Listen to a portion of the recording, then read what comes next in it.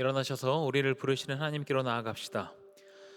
하나님께서는 무한한 긍휼을 베푸시고 예수 그리스도께서 우리가 견고히 서도록 끝까지 인내하십니다.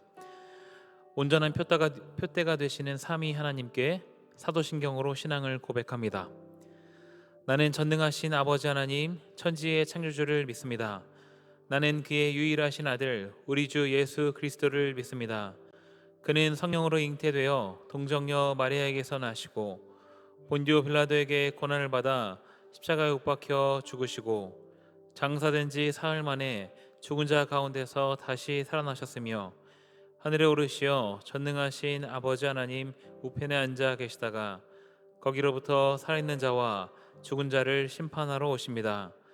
나는 성령을 믿으며 거룩한 공교회와 성도의 교제와 죄를 용서받는 것과 몸의 부활과 영생을 믿습니다. 아멘.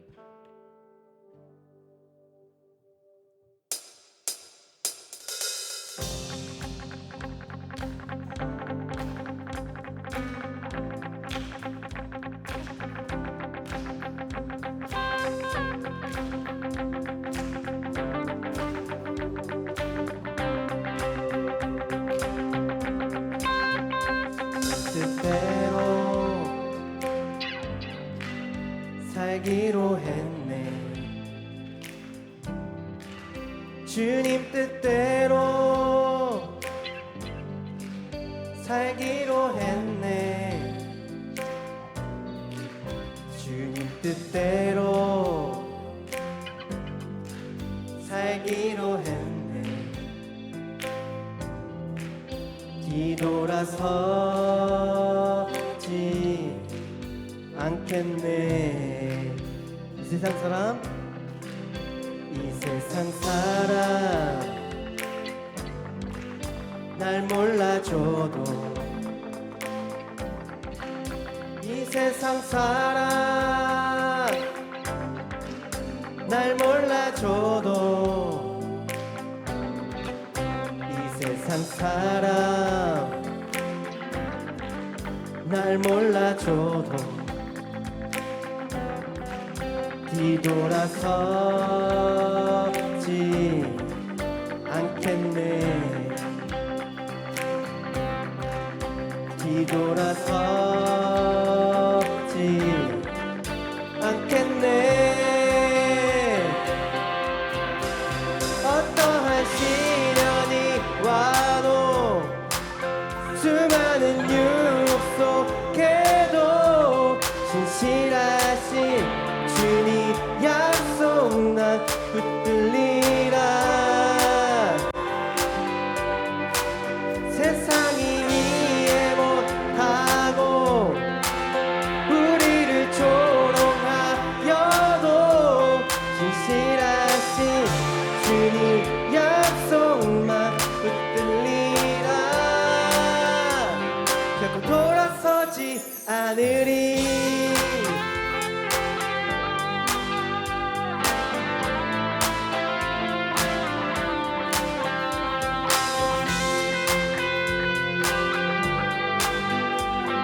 다시 한번 보겠습니다.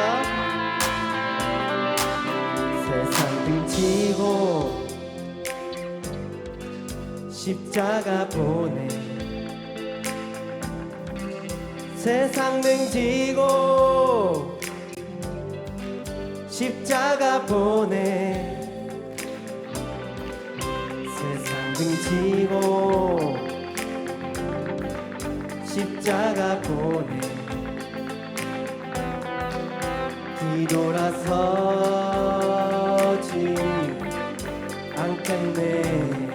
뒤돌아서지 않겠네. 뒤돌아서지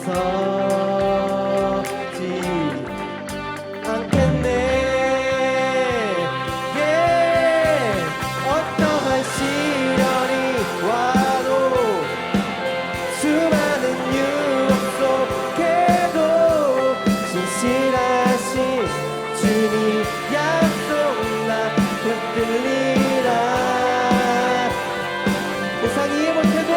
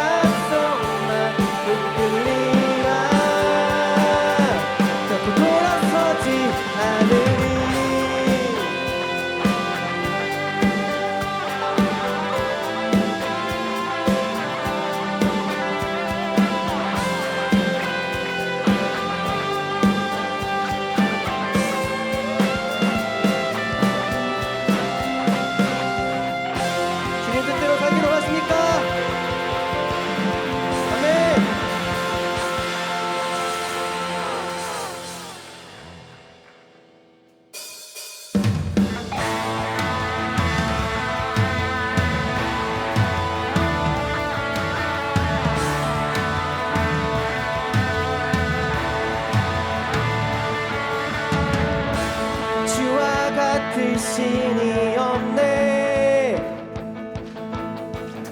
전쟁에 능하신 하나님, 어둠과 두려움 속에도 이미 승리를 보신 주님, 승리하였네.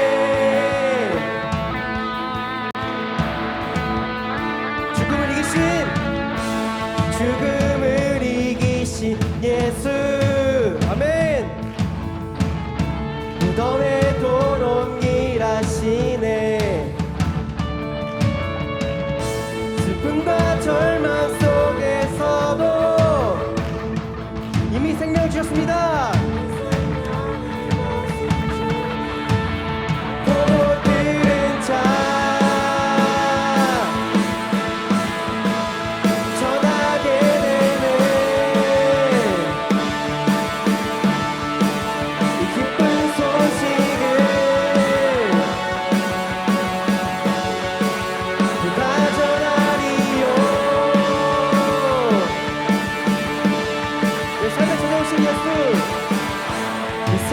찾아오신 주님, 부활의 증거 보이셨네. 실패와 좌절 속에서도 다시 일어나 주 따르리. 보고 들은 자 전하게 되네. 기쁜 소식을 그가 전하리요. 보고 들은 자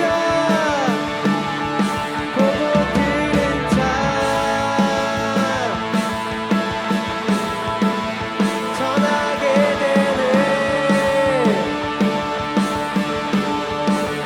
기쁜 소식을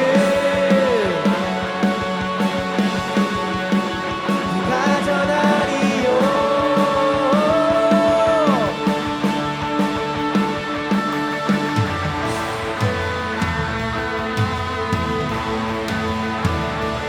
다같이 고백하는 마음으로 찬양합시다.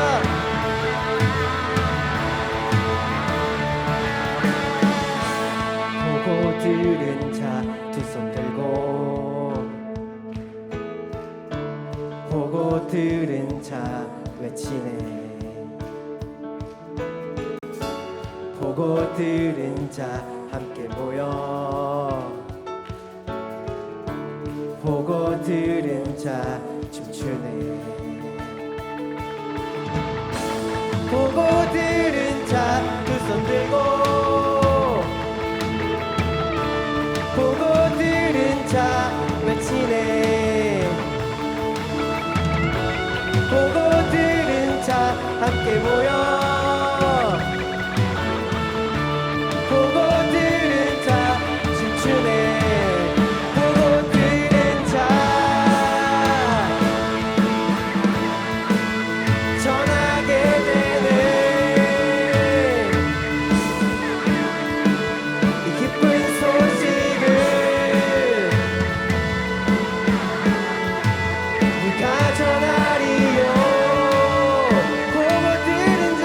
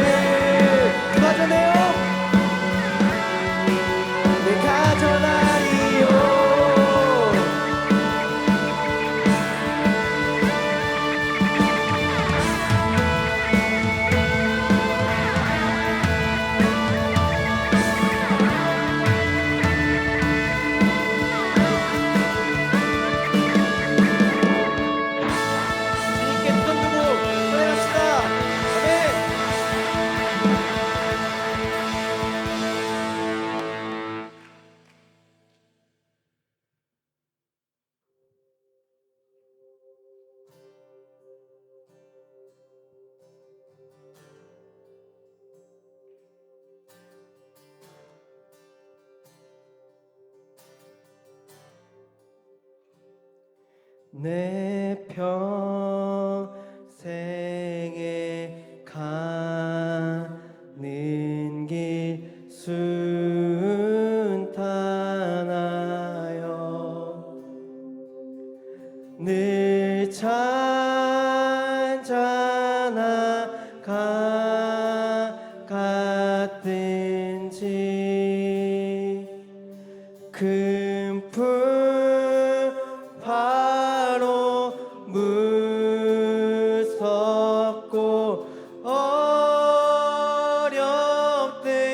어렵든지 나의 영혼은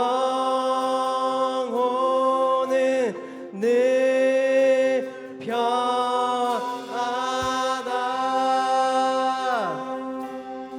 저 마귀는 저 마귀는 우리를 삼키려고 입 벌리고 달려와도 주 예수는 우리의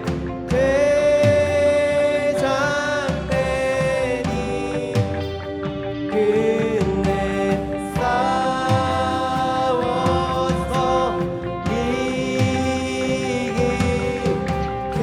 이기겠네. 내 영혼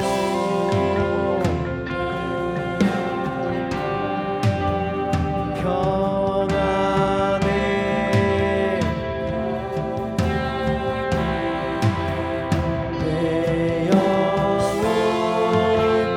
내 영혼 평안해. 저 공중에 저 공중에 구름이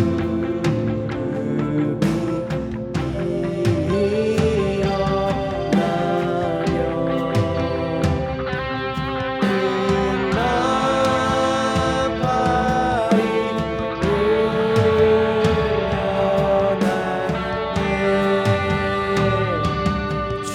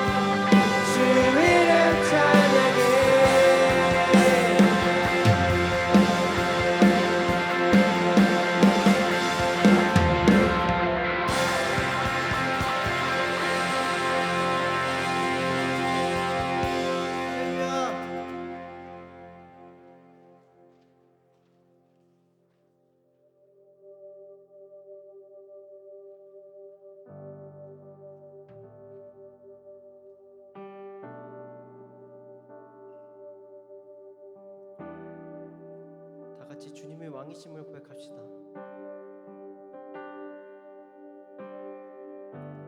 Jesus, you're the only one, our King. Jesus, you're the only one, our King. Jesus, you're the only one, our King. Jesus, you're the only one, our King. In this place, in this place, in this place, in this place, in this place, in this place, in this place, in this place. 주님만이 왕이십니다. 주님만이 왕이십니다. 주님만이 왕이십니다. 주님만이 왕이십니다. 주님만이 왕이십니다. 내 삶에 내 삶에 내 삶에 내 삶에 내 삶에 내 삶에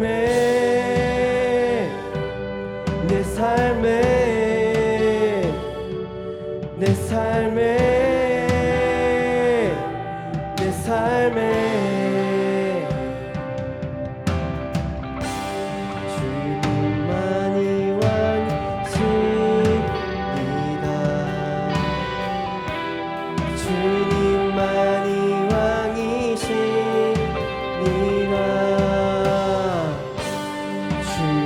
주님만이 왕이십니다. 주님만이 왕이십니다. 온 땅에 온 땅에 온 땅에 온 땅에 온 땅에 온 땅에 온 땅에 온 땅에 온 땅에 경배해 경배해 경배해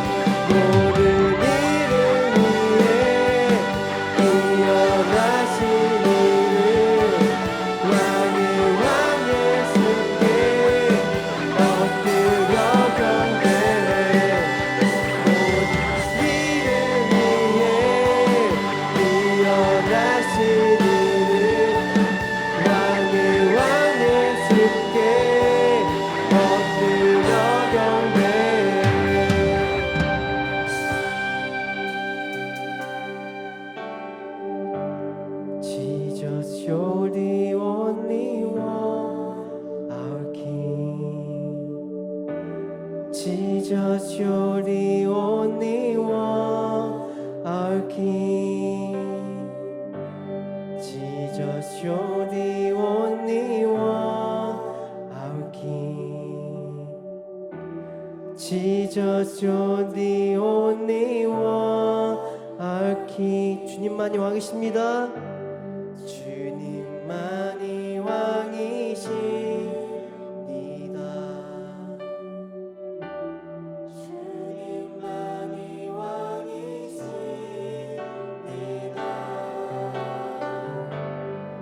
주님만이 왕이십니다.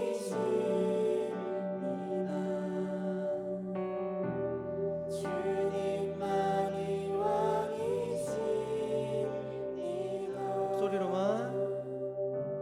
주님만이 왕이십니다. 주님만이 왕이십니다. 주님만이 왕이십니다. 주님만이 왕이십니다.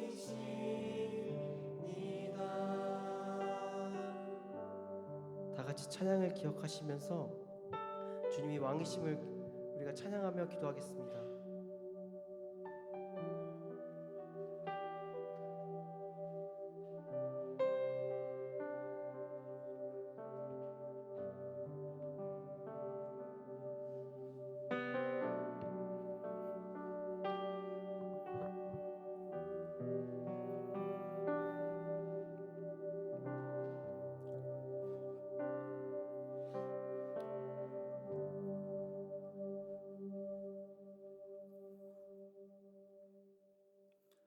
살아계시고 역사하시는 하나님 아버지, 오늘도 주님의 은혜로 이 자리에 나와 찬양과 기도를 드리게 하시니 감사드립니다.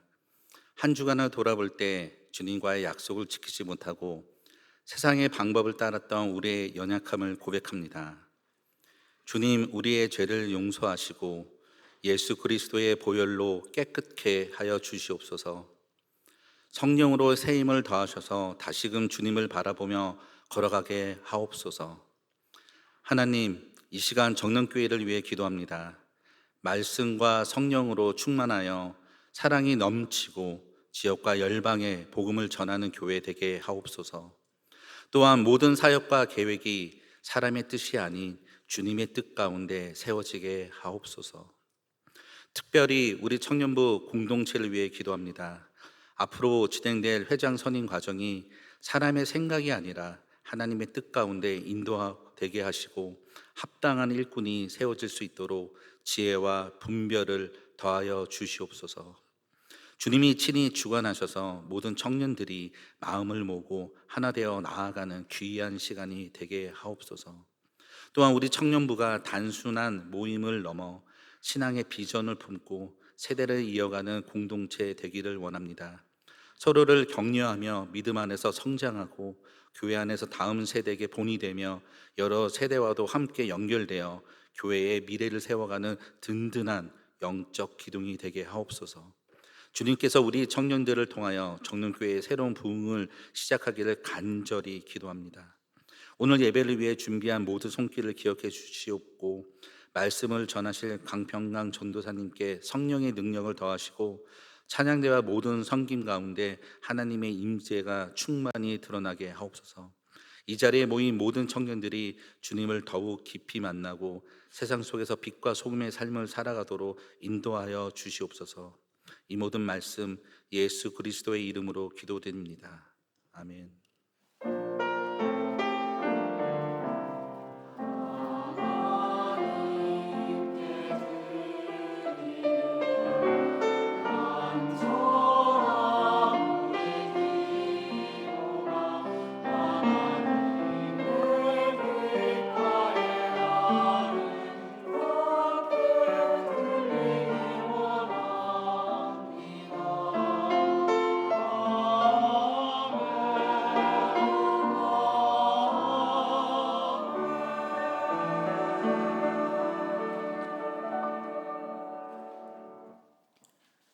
이 시간 찬양하며 마음과 뜻을 다해 봉헌합니다.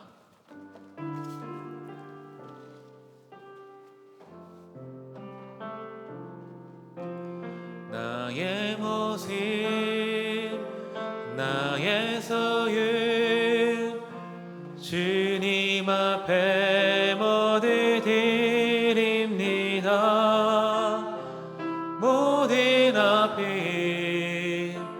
모든 기쁨, 내 모든 눈물 받아주소서.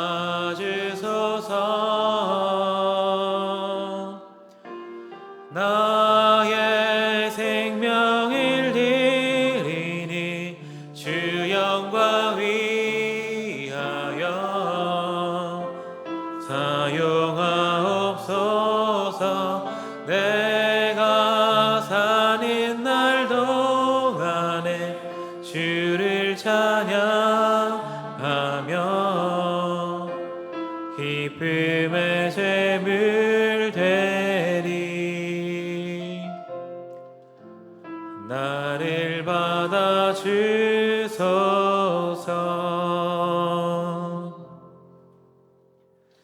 하나님 아버지, 우리의 걸음을 인도하시고 하나님 앞에서의 삶을 살게 하심에 감사드립니다. 이 시간 우리의 마음을 담아 예물을 올려드립니다. 기쁘게 받으시고 예물이 사용되는 곳에 하나님의 이름이 높아지게 하옵소서. 우리의 삶을 살펴주시고 하나님 중심의 삶에서 벗어나지 않도록 인도하옵소서. 우리 주 예수 그리스도의 이름으로 기도드리옵나이다. 아멘. 이 시간 서로를 향해 축복하며 함께 찬양합니다.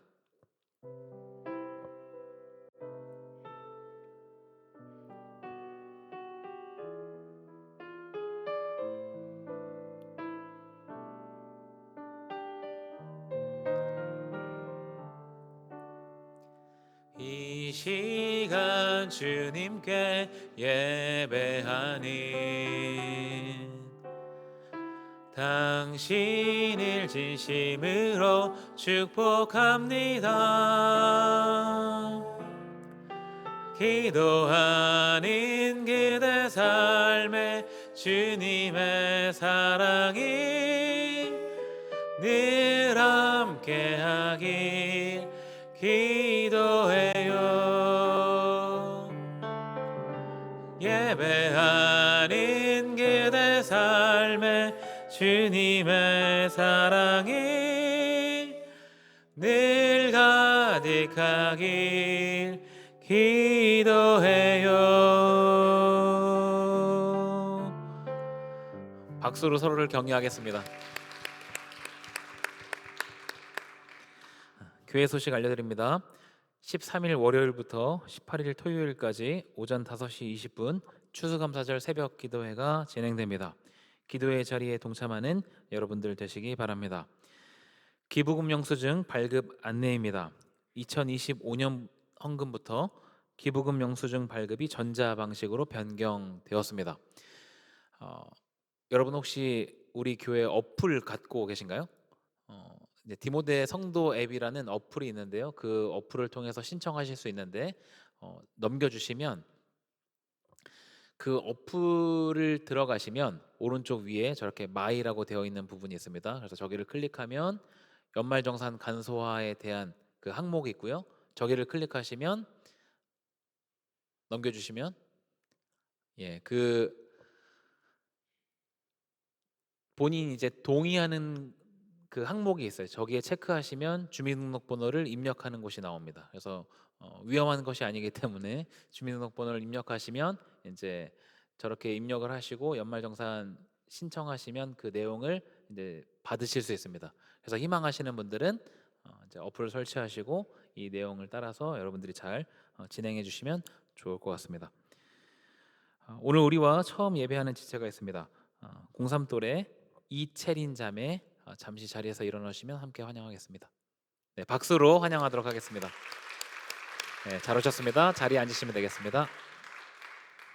이 자리에서 일어나 하나님 말씀을 읽습니다. 오늘 우리에게 주신 하나님의 말씀은 신약성경 디모데전서 1장 13절에서 16절까지 말씀입니다. 디모데전서 1장 13절부터 16절까지 말씀을 저와 여러분이 한 절씩 교독합니다. 내가 전에는 비방자요 박해자요 폭행자였으나 도리어 긍휼을 입은 것은 내가 믿지 아니할 때에 알지 못하고 행하였음이라.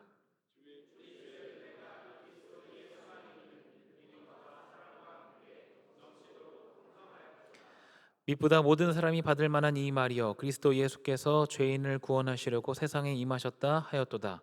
죄인 중에 내가 괴손이라.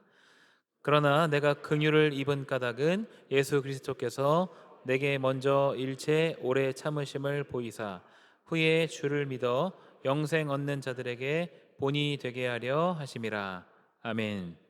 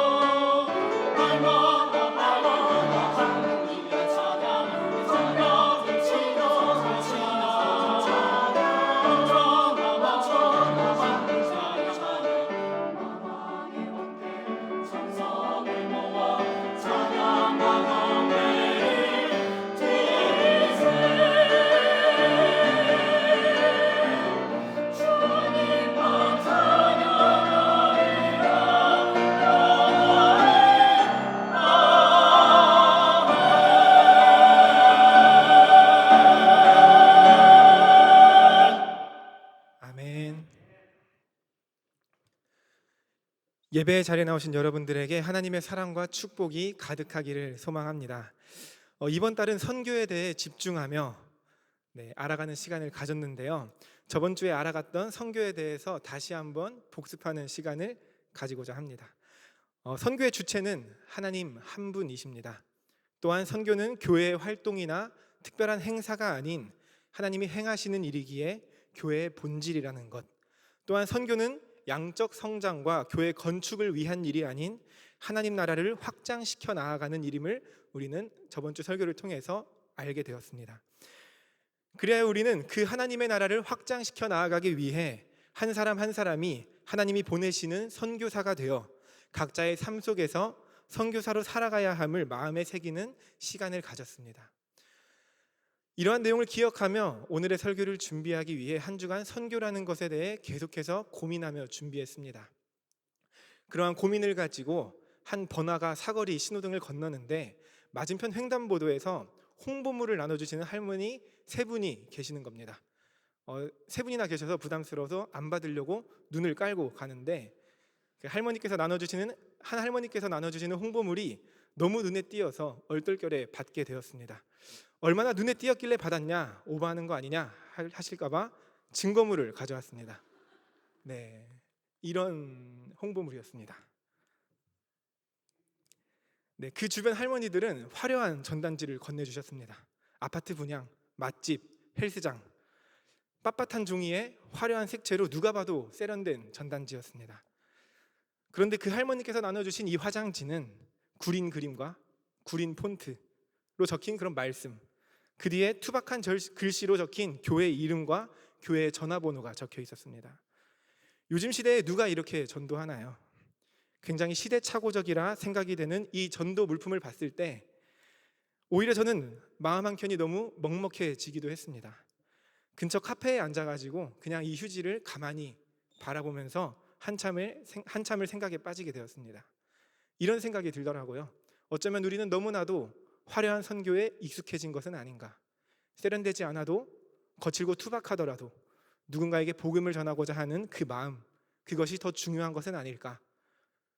이런 생각을 하게 되었습니다. 여러분은 한 주간 어떠한 선교적 삶을 사셨나요? 이 휴지를 받은 사람들이 얼마나 교회에 관심을 가질지, 또 몇 명이나 이 번호로 전화를 걸게 될지 알 수 없습니다. 아마 단 한 명도 전화를 걸어보는 사람이 없을 수도 있습니다. 하지만 그럼에도 불구하고 그 할머니는 자신이 하실 수 있는 최선의 방법으로 삶 가운데에서 보냄을 받은 자로 살아가고 계셨습니다. 다른 건 다 몰라도 분명한 단 한 가지, 이 투박한 휴지 한 뭉텅이는 선교에 대해 고민하는 한 전도사의 마음을 울리는 도구로 사용되었다는 것이죠. 그리고 그 전도사를 통하여서 여러분들에게 선교에 대한 큰 도전의 불씨로 드러나게 되었습니다. 우리는 가끔 하나님을 너무나도 부담스러운 존재로 생각할 때가 있습니다. 하나님의 존재는 그 누구와 비교할 수도 없고 모든 것 위에 뛰어나신 분이시기 때문에 고작 이것을 하나님께 드릴 수 없어, 이거 드릴 바에는 안 드리고 말지 라는 생각을 가질 때도 있습니다. 그러한 부담감과 압박 속에서 꼭 화려하고 큰 것만을 드려야 한다는 그런 생각을 가지기도 합니다. 하지만 과연 하나님은 우리의 작은 삶과 작은 순종을 받지 아니하시는 분일까요?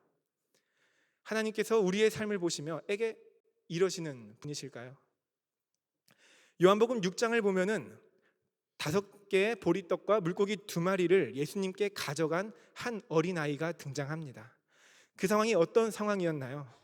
예수님의 기적을 보고 수많은 사람들이 예수님을 따르는 상황이었습니다. 여자와 어린아이를 제외한 숫자가 5,000명, 실제 모인 인원은 10,000명 이상으로 추측할 수 있었습니다. 그들은 종일토록 예수님을 따랐고 저녁이 되어 모두 배고픈 상태였습니다. 이에 비해 어린아이가 가져온 보리떡 5개와 물고기 2마리는 잘 먹는 성인 남성이라면 한 끼에 해치워버릴 수 있는 정도의 양에 불과했습니다. 우걱우걱 먹으면 그냥 금방 사라질 양이었던 것이죠.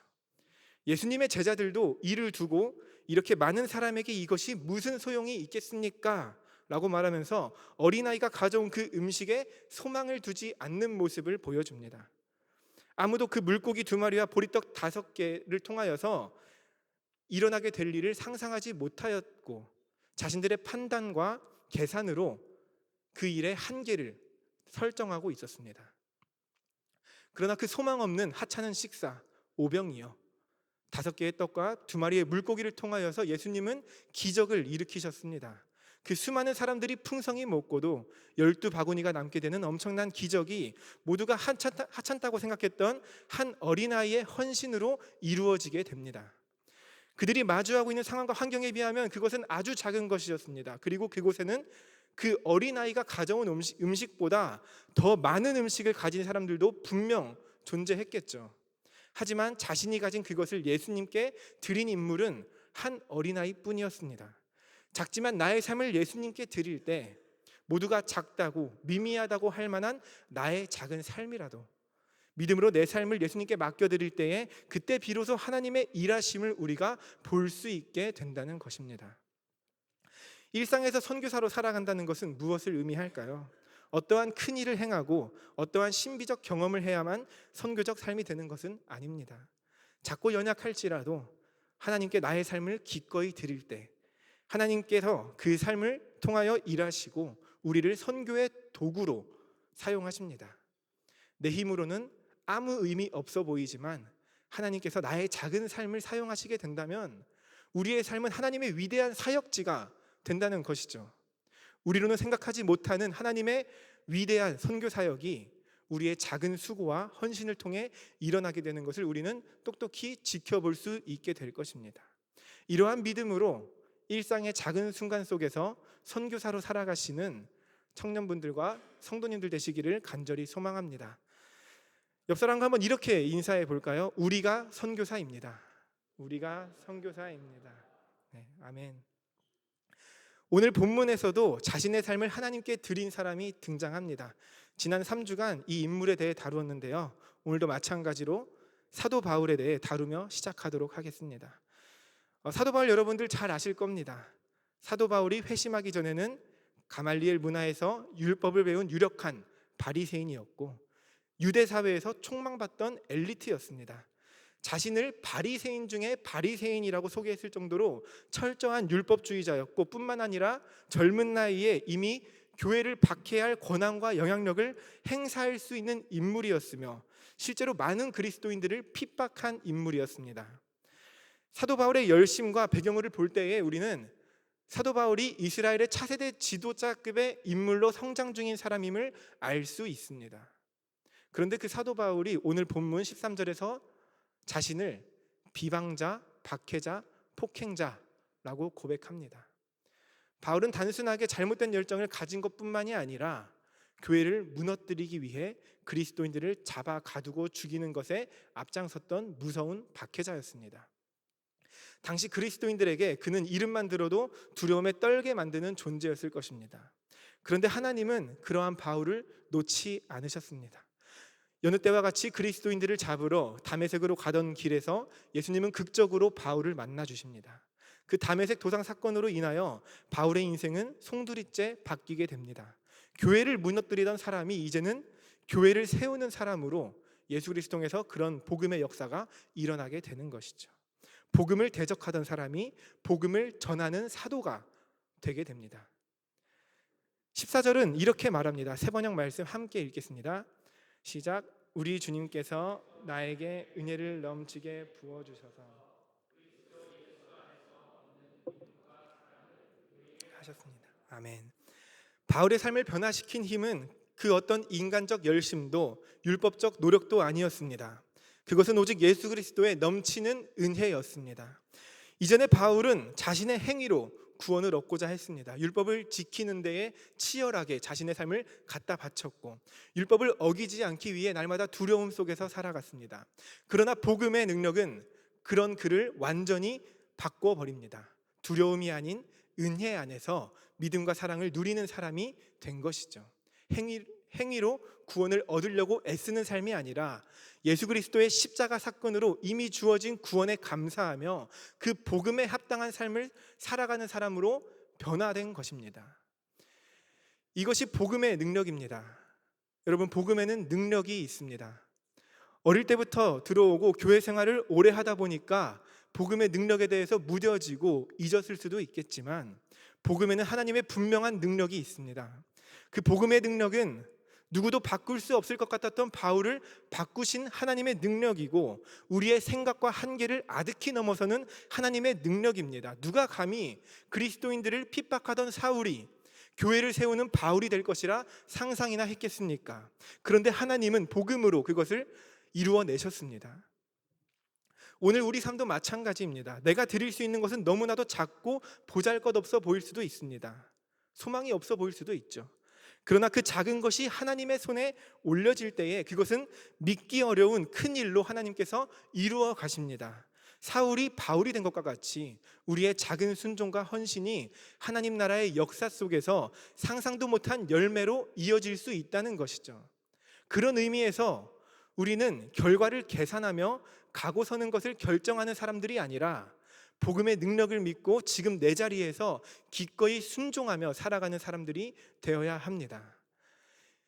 이 복음을 통해 변화된 사도 바울의 역사는 성경에서만 끝난 것이 아니라 약 1800년의 시간이 흐른 우리나라에서도 그 역사가 이어지게 됩니다. 한국의 사도 바울이라 불리우는 한 사람이 있는데요. 오늘 설교 제목을 보면 알 수 있듯이 이기풍 목사님이십니다. 이기풍 목사님은 1865년 평양에서 가난한 농가의 아들로 태어나십니다. 총명하여서 어린 시절에 한학을 익히기도 하고 백일장에서 장원을 차지할 만큼 재능도 있었지만 청년 시절에 술과 싸움에 빠져 지내게 됩니다. 심지어 외국인 선교사들을 괴롭히며 복음을 대적하기도 했습니다.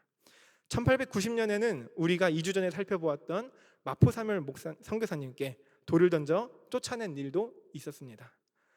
회심전의 바울처럼 그 역시 교회를 대적하는, 복음을 대적하는 사람이었던 것이죠. 그랬던 이기풍은 이후 청일전쟁으로 피폐해진 평양 거리에서 스왈른 선교사님을 만나고 복음을 받아들이게 됩니다. 그러면서 자신의 지난날의 잘못을 회개합니다. 특히 과거 마포사멸 선교사님께 저질렀던 자신의 잘못을 고백하며 직접 찾아가서 용서를 구하는 모습을 보여주기도 합니다. 복음은 그렇게 대적자를 회개자로 변화시켜 놓았습니다. 이후 1894년 이기풍 목사는 자신에게 복음을 전했던 스왈른 선교사에게 세례를 받게 되고 본격적인 신앙생활을 시작하는데요. 그는 함경도와 황해도 일대를 순회하면서 매서인으로서 복음을 전합니다. 매서인은 선교 전략 중 하나였습니다. 성경이나 전도서적을 판매하면서 복음을 전하는 사람을 보고 매서인이라고 합니다. 단순히 성경을 판매하는 것만이 아니라 전국적으로 성경을 보급하는 데 힘쓰고 복음을 설명하는 역할을 동시에 감당했던 것이죠. 그리고 1903년 마포사멸 선교사님의 권고를 받아서 평양신학교에 입학하게 되고 1907년 평양신학교를 졸업하면서 한국교회 최초 7인 목사 중 한 명이 됩니다. 상단 가운데 계신 분이 서경조 목사님이시고요. 저번 주에 살펴봤던 밑에서 좌측 두 번째에 계신 분이 이기풍 목사님이십니다. 이기풍 목사님을 설명할 때 빠질 수 없는 이야기가 있습니다. 한국 최초의 파송 선교사라는 겁니다. 1907년 평양신학교 졸업생 7명이 목사 안수를 받게 될 때 당시 노회는 7명의 신임 목사 중 1명을 선교사로 파송하기로 결의합니다. 그리고 그 결과 이기풍 목사가 제주도의 파송 선교사로 정해지게 됩니다. 당시 제주도는 선교지의 최악의 땅이라고 할 수 있을 만큼 척박한 땅이었습니다. 아무도 가기 싫어했던 땅이었던 것이죠. 과거 화제가 되었던 제주도 할머니의 인터뷰 영상을 여러분 보신 적 있으실 겁니다. 뭐라고 하시는지 하나도 알아듣지 못하셨을 거라 생각하는데요. 저희 세대는 이 정도로 심하진 않지만 불과 저희 윗세대 어른들의 대화를 들어보게 된다면 제주도 사람인 저조차도 알아듣지 못할 정도로 굉장히 어려운 언어입니다. 말이 잘 통하지 않는 거죠. 뿐만 아니라 토속신앙이 강력한 영향을 미치고 있는 곳이었습니다. 마을마다 집집마다 신당이 있었고 바다와 농사를 지켜준다고 믿는 신들을 숭배했고 우리가 잘 알고 있는 제주 도라르방도 일종의 수호신입니다. 삼성혈이나 설문대 할망 이런 여러 가지 신화들도 존재하는데 제 학창 시절에도 계속해서 이러한 신화들을 소개받고 배웠던 기억들이 있습니다. 지금까지도 그러한 토속신앙들이 계속해서 영향을 미치고 있는 것이죠. 이러한 제주도 사람들에게 있어서 예수 그리스도의 복음은 사실 와닿지 않는 이야기이겠죠. 더 나아가 제주도는 외부인에 대한 불신과 배타심이 강한 지역이기도 했습니다. 과거부터 유배지로 사용되던 지역이라 권력자나 외부인에 대한 불신이 깊이 박혀 있었고 바다 건너에 있기 때문에 새로운 제도나 문물이 들어오는 속도가 현저하게 느릴 수밖에 없었습니다. 특히 천주교 박해의 상처로 인하여서 이미 그들에게 있어서 기독교는 위험한 것, 엮이면 안 되는 것, 상종하면 안 되는 것이라는 인식이 강하게 뿌리 잡고 있는 곳이 제주도였습니다. 그러한 제주 땅에 이기풍 목사는 파송되었고 1908년부터 제주 선교를 시작하게 됩니다. 언어도 잘 안 통하고 문화도 다르고 외지인에 대한 불신 때문에 많은 어려움을 겪게 됩니다. 자신이 마포사멸에게 돌을 던졌던 것과 같이 이기풍 선교사 또한 제주도민들에게 돌에 맞고 조롱을 당하기도 합니다. 한 번은 제주 청년들에게 몰매를 맞아서 깊은 좌절감에 빠진 채로 마포사멸 선교사에게 평양으로 돌아가고 싶다 이런 편지를 보내기도 하는데요. 마포사멸 선교사는 이렇게 답했다고 합니다. 이기풍 목사, 편지는 잘 받았소이다. 그런데 당신이 내 턱을 때린 흉터가 아직도 아물지 않고 있으니 이 흉터가 아물 때까지는 분투 노력하십시오. 네. 이 편지를 받은 이기풍 목사는 대성통곡하면서 자신의 그 연약해진 그 마음을 다시 가다듬고 죄를 다시 회개하고 다시 힘을 내어서 제주 땅에 복음을 전파하는 삶을 살아갑니다. 조랑말을 타고 제주도 땅을 순회하면서 복음을 전하였고 농사일도 도와주고 자신의 것을 나눠주면서 사람들의 마음을 얻어갑니다. 그리하여 성례교회를 중심으로, 지금의 성례교회는 성안교회라는 이름으로 바뀌었는데요, 제주도에서 가장 큰 교회입니다. 그 교회를 중심으로 삼양, 협재, 용수, 모슬포, 성읍, 세화 등지에 교회를 세우면서 제주 땅에 복음을 실현시켜 나아갑니다. 그렇게 7년간의 제주 사역을 감당하고 이후에는 전남 지역 목회를 감당하셨고, 일제시대 72세 고령의 나이에도 불구하고 신사참배를 끝까지 거부하시면서 옥고와 고문을 당하고 1942년 감옥에 풀려난 지 일주일 만에 주님의 부르심을 받게 됩니다. 정말 한국의 사도 바울이라 불리울 만큼 복음의 능력으로 변화되어 복음을 위해 살아간 그런 모습을 보여준 우리의 신앙의 선조입니다. 앞서 말했듯이 저는 제주도 사람입니다. 그래서 노은우 목사님께서도 이기풍 목사님 이야기를 제가 다뤄줬으면 좋겠다라고 말씀하셨습니다. 사실 어릴 적부터 이름은 들어왔지만 딱히 특별하게 생각하진 않았습니다. 그저 제주 땅을 밟았던 기독교인 중 한 명이라 생각했습니다. 그런데 이번 설교를 준비하면서 정말 놀란 부분이 하나 있었는데요, 이기풍 목사님이 세운 교회들 중에 그 지역 가운데 용수라는 지역이 있었습니다. 용수, 제가 자란 마을이었습니다. 제가 제주도 서쪽 끝에 있는 마을인데 제주도 사람들도 잘 모르는 마을입니다. 바람과 돌이 가득하고 바다와 농업이 전부인 작은 어촌계 마을입니다. 지금도 농업과 어업으로 먹고 사는 인구도 적은 되게 작은 마을입니다. 이기풍 선교사님 시절에는 도로도 없어가지고 더 외진 마을이었겠죠. 누가 그곳에까지 소망을 걸었겠습니까? 언어도 문화도 토속신앙도 모든 것이 척박한 그 땅의 끝까지 발걸음을 옮기셨다는 그 사실이 그곳에서 자란 저의 마음 가운데 큰 울림으로 다가오더라고요. 그 용숙교회에서 자라면서 바다에서 보말이나 소라를 주워 먹던 그 아이가 지금 정릉교회 강단에서 복음을 전하고 있습니다. 여러분들은 이기풍 선교사님이 척박한 마을에 뿌린 그 복음의 씨앗의 열매를 지금 생생하게 목격하고 계신 것이죠. 여러분, 복음에는 능력이 있습니다. 믿으십니까? 그 능력은 우리의 상상과 예측을 아득히 뛰어넘는 하나님의 능력입니다. 설교 초반부에 말했던 오병이어의 사건을 한번 생각해 봅시다. 한 어린아이의 작은 도시락이 예수님의 손에 들려지자 수천 명을 먹이고도 남게 되는 그런 기적이 됩니다. 복음의 능력이었죠. 사도 바울의 삶을 한번 생각해 봅시다. 교회를 핍박하던 자가 예수 그리스도를 만나게 되자 오히려 교회를 세우는 사람이 됩니다. 복음의 능력이었습니다. 이기풍 선교사의 삶을 한번 생각해 봅시다. 복음을 향해 돌을 던지던 자가 예수를 만나게 되니 이제는 돌을 맞으면서까지 제주 땅 구석구석 복음을 심는 선교사가 되었습니다. 이것 또한 복음의 능력이었습니다. 또한 그렇게 심겨진 복음의 씨앗은 지금 이 시대에 복음을 외치며 설교하는 한 사람을 세우기도 했습니다. 복음의 능력은 한결같았습니다. 사람들의 눈에는 불가능해 보이고 보잘것없어 보였지만 하나님의 손에 들려질 때에 상상하지 못했던 새로운 역사가 시작하는 것이죠. 십자가 사건을 한번 기억해 봅시다. 사람들은 그 죽음을 끝이라고 여겼습니다. 싸늘한 무덤에 갇힌 예수를 보고 모두가 절망에 빠졌습니다. 그러나 하나님은 그 십자가 사건을 통하여서 부활의 역사를 일으키셨고 오늘 본문에 등장하는 사도 바울의 선포처럼 모든 죄인들, 모든 민족과 열방을 구원할 수 있는 문을 여셨습니다. 복음의 삶을 살고 선교적 삶을 산다는 것은 오늘의 본문 16절의 말씀처럼 하나님의 오래 참으심을 드러내는 본으로 사는 것입니다. 16절의 말씀 함께 읽겠습니다.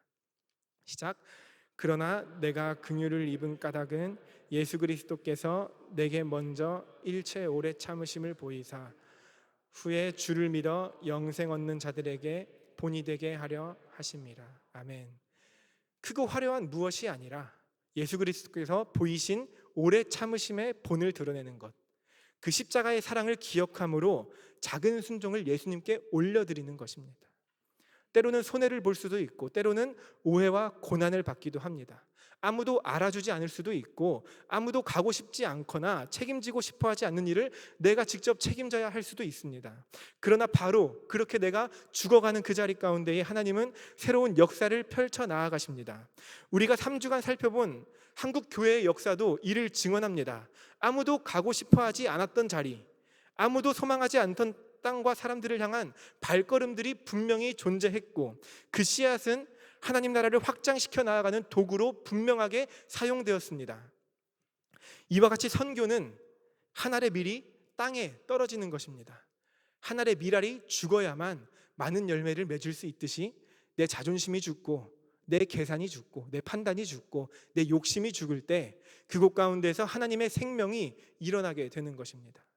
그 일들을 통하여 내가 정말 미워하는 사람들의 변화가 일어나는 역사도 일어날 수 있고 내가 무관심했던 사람들이 복음을 통해 마음을 여는 역사가 충분히 일어날 수도 있게 됩니다. 내가 그들을 사랑으로 섬기며 나 같은 죄인 중에 괴수라도 사랑으로 품으신 예수 그리스도의 그 깊은 사랑을 가지고 헌신하며 섬기며 나아갈 때에 우리가 소망을 두지 않던 그곳에서 하나님의 역사가 나타나기 시작할 것입니다.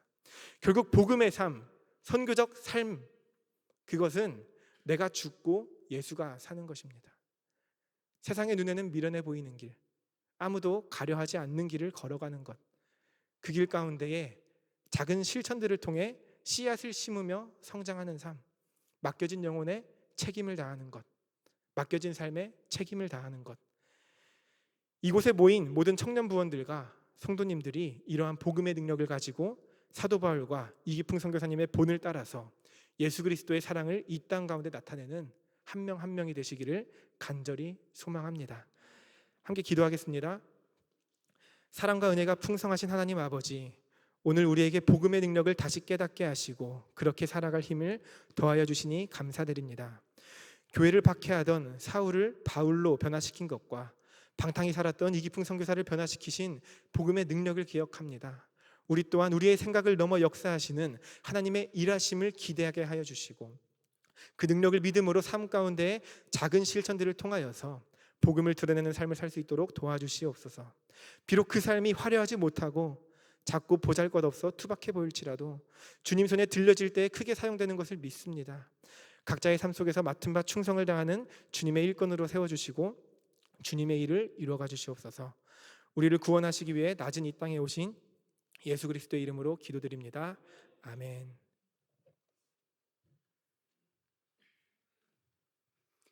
자리에서 일어나셔서 파송 찬양 찬양합니다.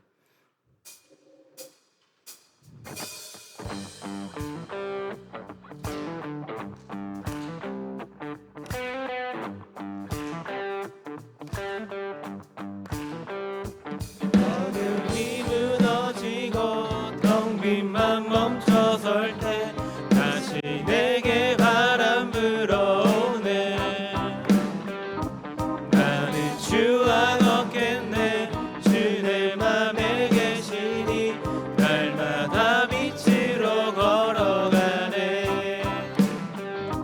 늦은 겨울 지나고 짙은 안개 거칠 때 다시 내게 음성 들려오네. 주 나로라 하시네. 햇빛 되게 하시니 나는 주와 함께 걸어가네. 주는 나의 도움 내 등불 되시니 나 두렵지 않네. 주는 나의 도움 내 등불 되시니 나 두렵지 않네. 그 생명 내 맘에 강같이 흐르고 그 사랑의 가시 빛이 나네. 내 삶 소망의 나라 이르도록 나는 주와 함께 걸어가네. 그 생명 내 맘에 강같이 흐르고 그 사랑의 가시 빛이 나네.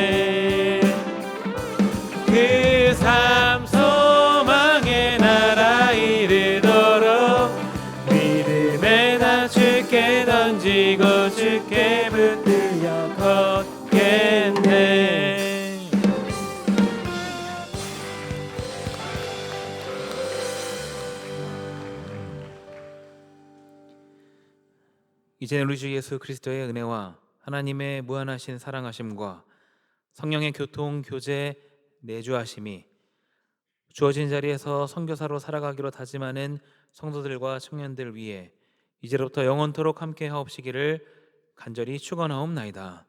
아멘.